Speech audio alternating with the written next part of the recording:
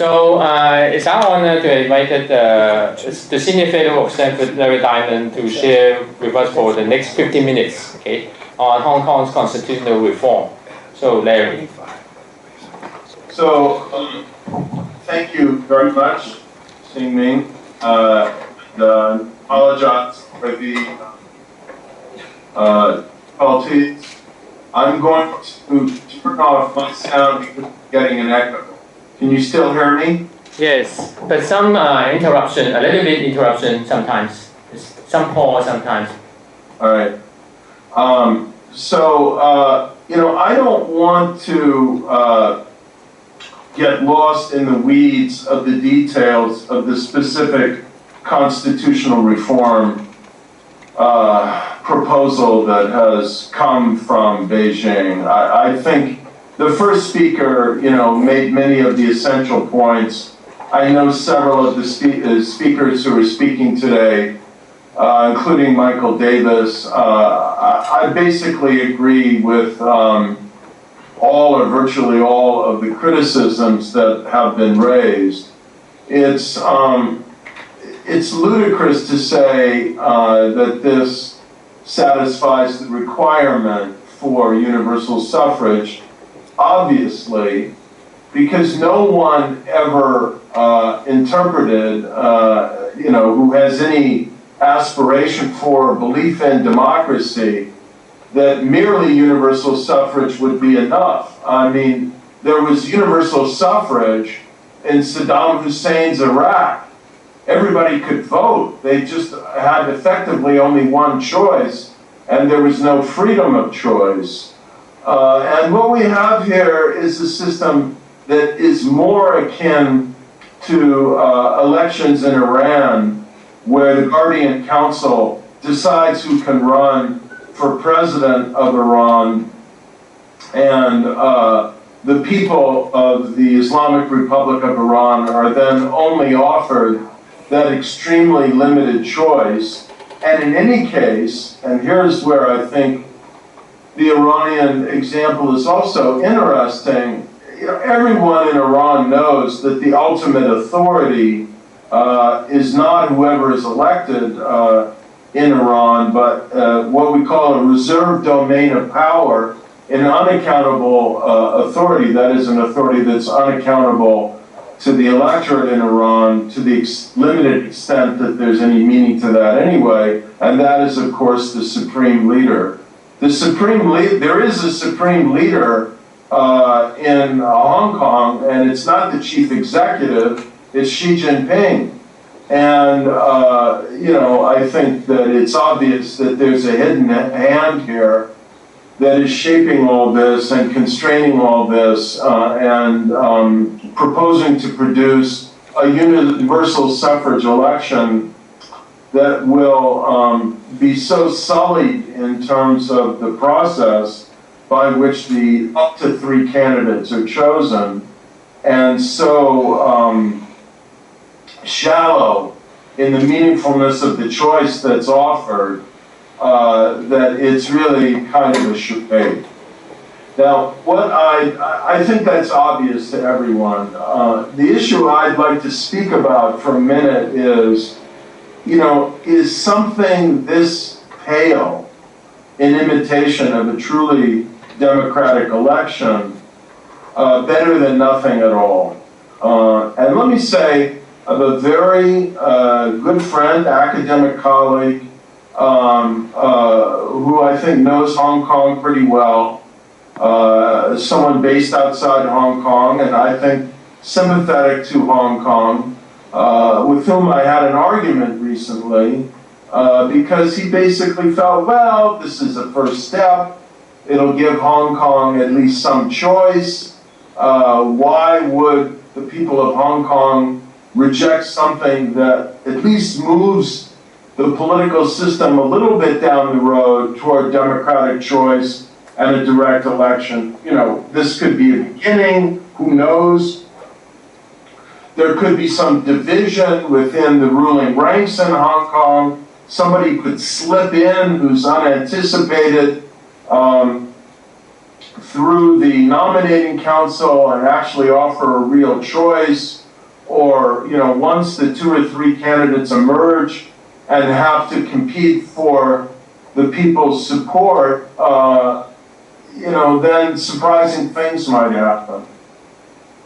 As a political scientist, I acknowledge you can't completely dismiss this argument, actually, that there's a little bit of space. I'm actually a pragmatist in terms of democratic transitions. I'm very cautious about, for example, electoral boycotts.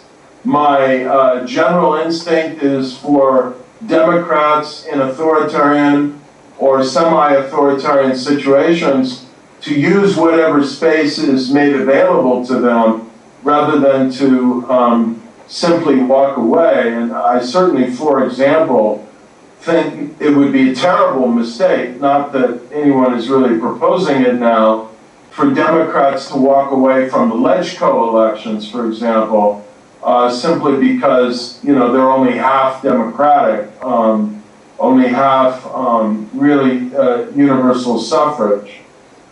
Personally, I think this is something different, and I think it's different in a couple respects. Number one, we really can't know the future. I think it's important to acknowledge that. But my sense from looking at the structure of this system and looking at the politics surrounding this system, and the politics surrounding this system, can be summarized in this way. Beijing is dominating the rules and the process from beginning to end. And I think the one thing that the Beijing authorities have signaled is that they just aren't going to tolerate an outcome that is beyond their control. And there's a very simple reason why that I think needs to be laid on the table of any public or private discussion about this constitutional moment in Hong Kong. And that is, this is deeply insecure leadership sitting on a potential volcano of governance challenges, corruption, social change, social media, and so on. It has absolutely slammed the doors shut to any meaningful political reform in the mainland itself.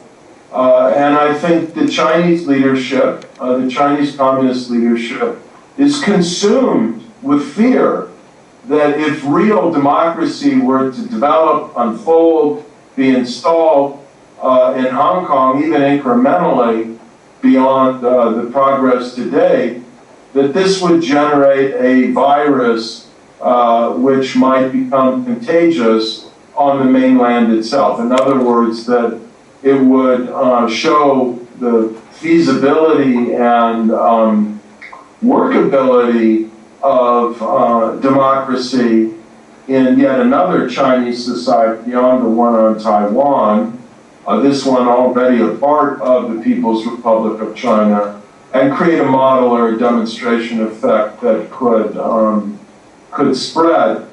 So I see really rather little, not no, but rather little prospect that this mockery of an election process for the chief executive would generate sufficient openness, sufficient competitiveness, sufficient choice to be worth the cost of accepting it, or what has come to be called rather quaintly in the language of the current debate, pocketing it.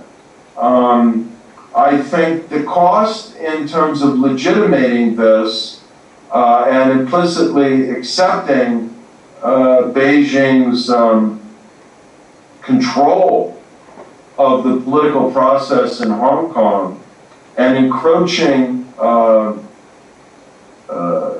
limitations on freedom of speech, freedom of assembly, intellectual freedom, and so on, civic and media and political pluralism in Hong Kong, the costs in terms of legitimating that are real. Now, it's up to people in Hong Kong, not to a foreigner like me, to determine what the balance is between cost and potential benefit. But you know, in weighing whether the LegCo should take 5% of a loaf rather than nothing at all, I think these costs have to be weighed. And of course, the alternative is simply to veto this and vote this down in the LegCo. And I think if this happens, it will make the Beijing authorities very angry. I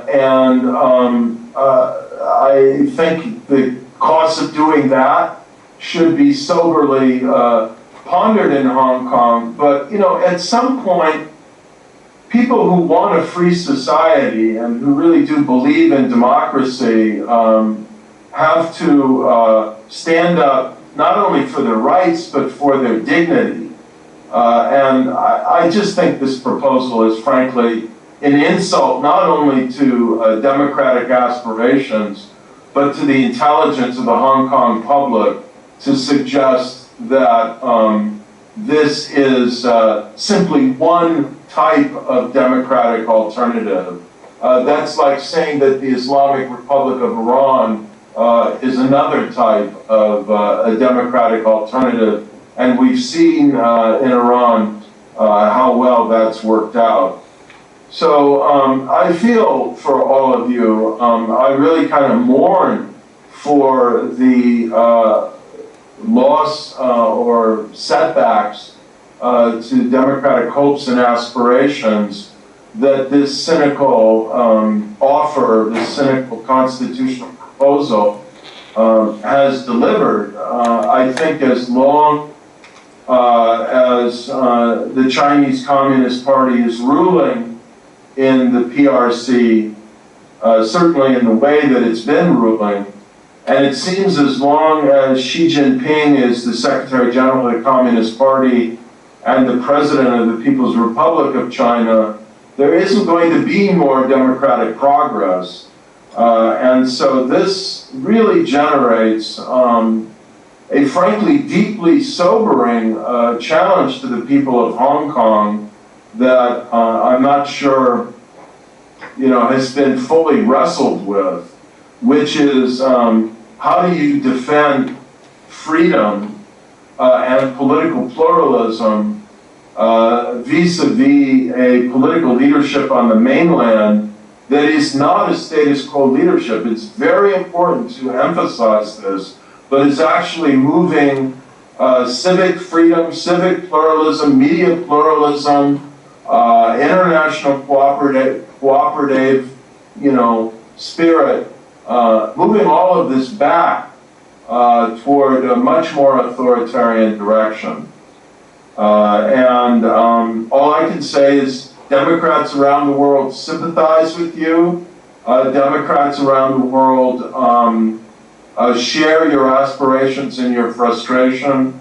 And should the members of the LegCo decide to veto this, I think that there would be a lot of sympathy and understanding in the international democratic community.